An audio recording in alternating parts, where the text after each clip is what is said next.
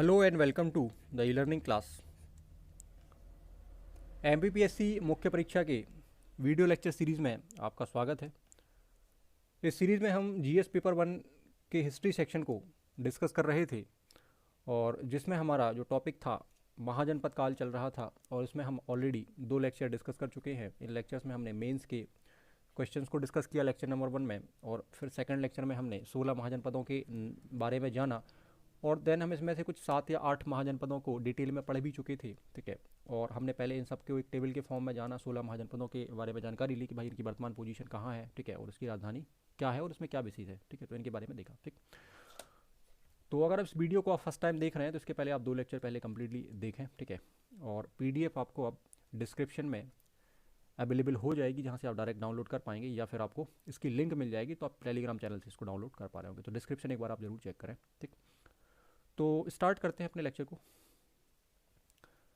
तो यहाँ हमें 8th नंबर से पढ़ना है सूरसेन, है ना। इसके पहले हम लगभग 7 कंप्लीट कर चुके थे। ठीक है, सो सूरसेन में आप बताओगे कि भाई ये आधुनिक ब्रजमंडल क्षेत्र में स्थित है। ठीक है, और इस महाजनपद की राजधानी जो थी वो मथुरा थी।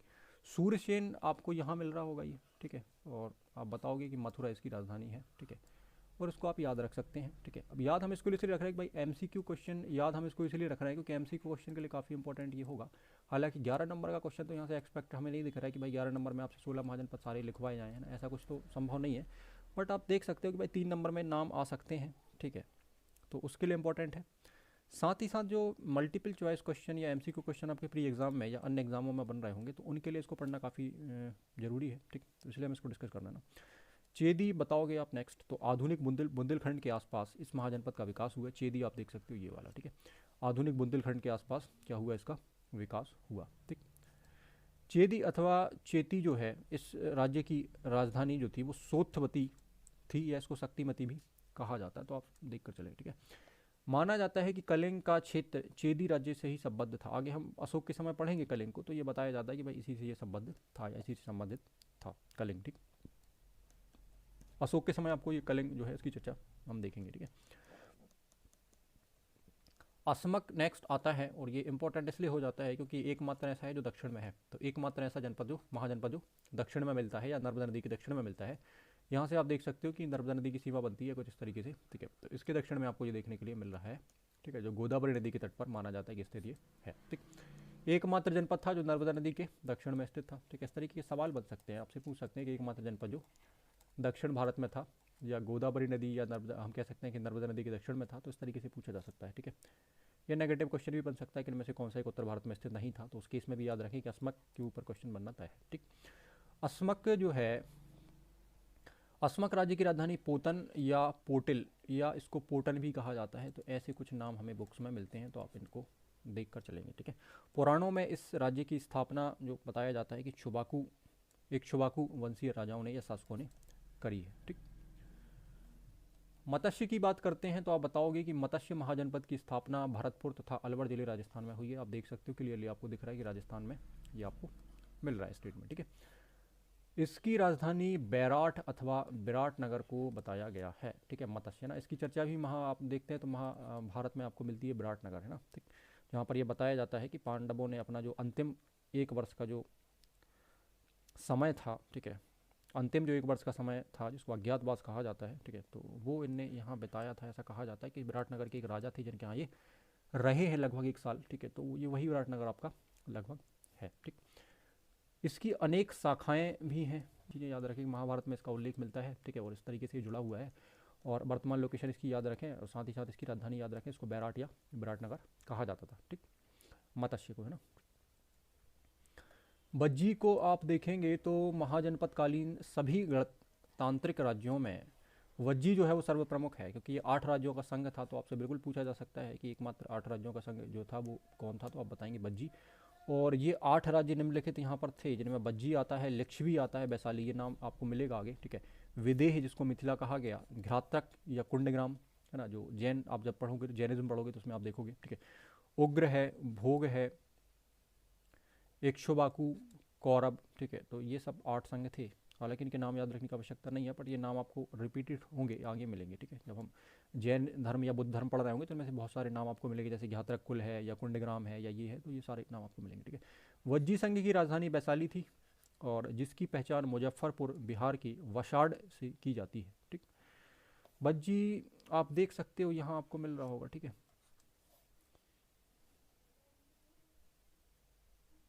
इसके बाद आता है मल्ल। ठीक है, यहाँ आपको मिलेगा ये इस जगह पर। ठीक है, तो इसमें आप क्या बताएंगे कि मल्ल महाजनपद जो है वो पूर्वी उत्तर प्रदेश की वर्तमान देवरिया जिले में स्थित था।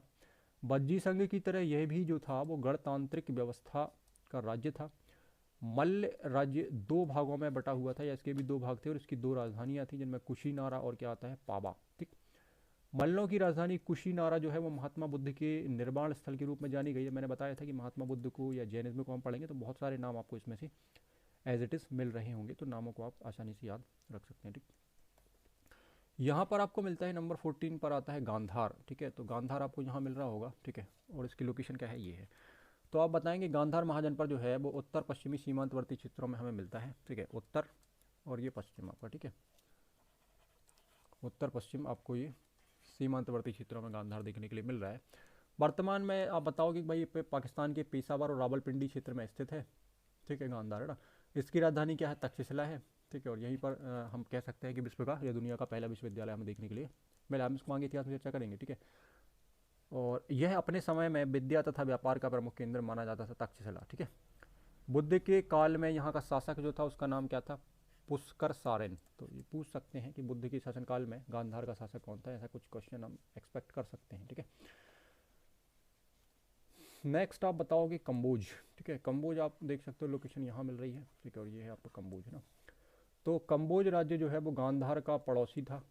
क्लियर है भाई, ये गांधार है, गांधार का पड़ोसी आपको क्या मिल रहा है, कंबोज। ठीक है, इसके अंतर्गत कश्मीर का उत्तरी भाग, पामीर तथा वत्स खां क्षेत्र शामिल है।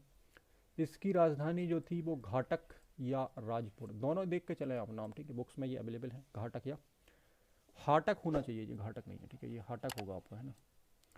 यहाँ पर ये इसको सही कर देंगे। ठीक है, हाटक होगा। ठीक है, और यहाँ पर क्या होगा, ये राजधानी हाटक अथवा राजपुर थी।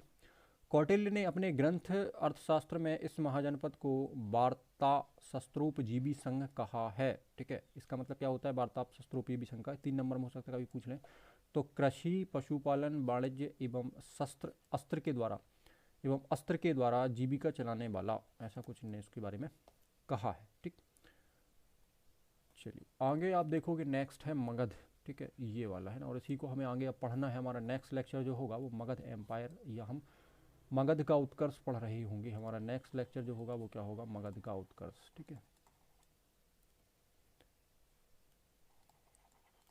ठीक, तो यहाँ तक की कहानी आपको क्लियर है। मगध हम लास्ट इसमें हमने इसको रखा और यहीं से हम फिर आगे की कहानी स्टार्ट अपनी करेंगे नेक्स्ट लेक्चर की। ठीक है, तो 6ठी शताब्दी ईसा पूर्व के समस्त राज्यों में मगध जो था सबसे शक्तिशाली था। ठीक, इसने धीरे धीरे महाजनपदों को स्वयं में सम्माहित कर लिया। मगध ने क्या किया, मगध शक्तिशाली होता चला गया। क्यों हुआ, उसके कुछ कारण हैं, हम उन कारणों पर चर्चा करेंगे कि ऐसा क्यों हुआ कि मगध शक्तिशाली हो गया। और ये ठीक है, सारे जो महाजनपद थे इसको अपने में मिलाकर इसने अपना विस्तार किया। तो इन सब चीज़ों पर चर्चा हम आगे नेक्स्ट लेक्चर में कर रहे होंगे। मगध का उत्कर्ष बिंबिसार के नेतृत्व में प्रारंभ हुआ था, मतलब बिंबिसार के समय से मगध का उत्कर्ष स्टार्ट हुआ था, और जिसे बाद में अजातशत्रु, शिशुनाग, कालाशोक, महापद्मनंद जैसे शासकों ने क्या किया, बढ़ाया।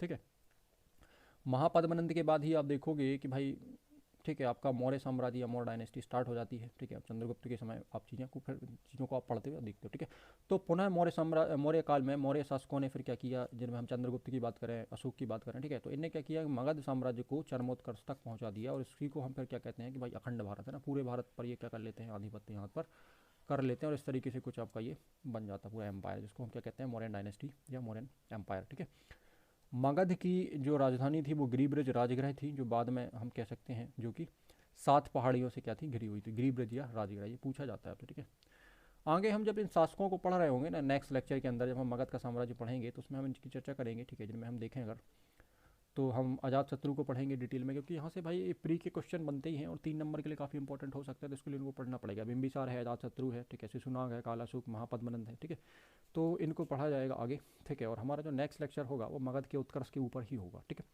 तो एक कनेक्टिविटी हम फिर बनाएंगे स्टार्टिंग से कि भैया कौन कौन सी चीज़ों को हमने पढ़ा है। ठीक है, और किस तरीके से हम यहाँ तक पहुँचे हैं, तो उसमें हम मगध का उत्कर्ष पढ़ रहे होंगे अपना नेक्स्ट टॉपिक, और इसके बाद आपका मौर्य होगा और फिर आगे कहानी आपकी चलती चली जाएगी। हाँ, इसके बाद आपका एक टॉपिक हम ये भी कह सकते हैं कि भाई जैनिज्म बुद्धिज्म है और जो धार्मिक आंदोलन है तो उनको भी हम इसके साथ ही पढ़ रहे होंगे। तो अब देखो, साथ में पढ़ने का मतलब ये है कि भाई मैं बता दूंगा कि इस समय ये चीज़ें हैं, हम इनको हो सकता है कि मगध के बाद पढ़ें, ठीक है, मगध की हम पहले पढ़ें, ठीक है, तो उससे कोई दिक्कत नहीं है। पर टाइम तो आपका वही हो रहा है कि भाई गौतम बुद्ध का या हम महावीर का जन्म की हम बात करेंगे, है ना, तो जो समय है तो वो समय आपका वही एज इट इज रहेगा, बस हम आगे पीछे उसको पढ़ रहे होंगे क्योंकि एक साथ सारी चीज़ें हो रही हैं, तो एक साथ इनको पढ़ना संभव नहीं है, तो हम कुछ चीज़ें आगे पढ़ेंगे, कुछ उसके बाद में पढ़ेंगे ना, तो एक सीक्वेंस ही चल रहे होंगे, ठीक है ना, क्योंकि अब ऐसे दो चीज़ें हम एक साथ यहाँ डिस्कस नहीं कर सकते कि हम 600 BC में महाजनपद भी पढ़ लें, बगल में हम बुद्ध भी डिस्कस कर लें एक स्लाइड में और हम ये भी कर लें, तो संभव नहीं है। इसलिए हम क्या करेंगे, इनको आगे पीछे पढ़ रहे होंगे, तो आप उससे परेशान ना हो, सारे टॉपिक आपको एज इट इज़ मिल रहे होंगे, ठीक है।